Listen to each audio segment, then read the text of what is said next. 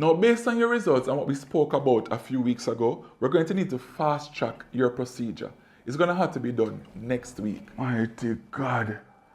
You know, I was hoping that I had a little bit more time, maybe 6 or 8 months or so, before I had to do this procedure. Yes, man, we have to do it next week because we don't want your situation to deteriorate.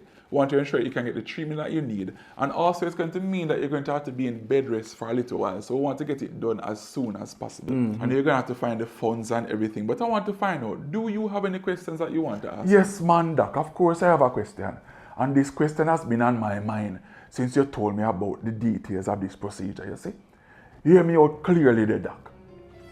The Soulja, Doc, is it still going to work? I beg your pardon?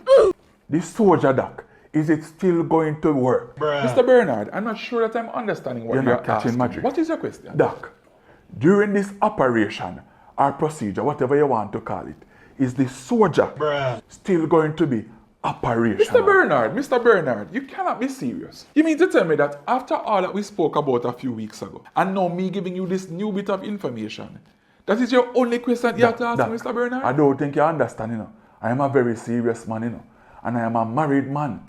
And as a married man, there are certain functions and procedures that I have to make sure are fulfilled. So, Doc, if the Soulja is not going to be operational, you know, I need to know. Mr. Bernard, it's a very serious procedure and situation, you know.